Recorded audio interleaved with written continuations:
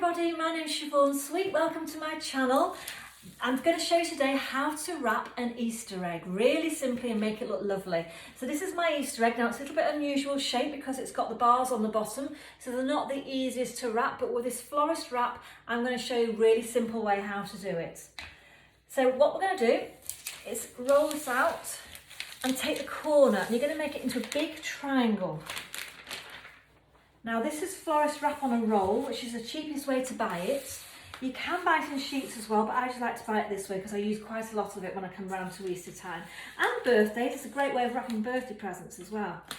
So just cut that up the side there to make a big square. Once you've got the big square, then you're just going to put your finger in the middle there and then fold it back over. Okay. And then you're going to place the Easter egg in the middle. Once that Easter egg goes in the middle there, you're going to take this corner here and you're going to take it facing the front of your Easter egg. And those two corners go together. I'll just spin this round so you can see. And then what we do, we just gather the edges. So I tend to just take a couple from that side and a couple from that side. A couple from that side and a couple from that side. Try and keep this side flat so you don't want too many creases so you can see the front.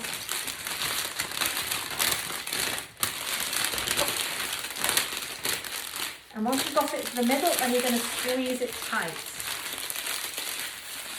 Okay, you squeeze it at the top there, then you're going to get your sellotape. Hold that nice and tight. That's the most important bit, is keeping that tight at the top with your fingers. And get your sellotape, and then you're just going to roll this round.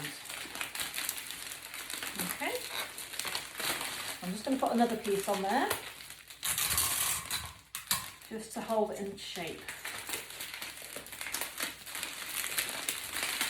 Now, as you go, pull the sellotape nice and tight, and that'll keep that nice scrunch at the top.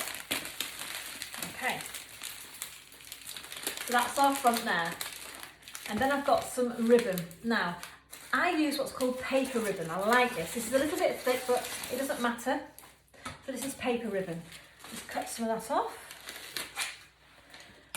And because it's thick, I just rip it. And that's why I like this paper ribbon, because it rips. So let me just show you now what I do next. So find your front. That's the front facing view. And you're just going to take it into a knot. I don't do a bow with it, I just do a knot, and that will hold it together. And I'll do another knot just to make sure. Okay, then I get the scissors, I get the that edge of the scissor there.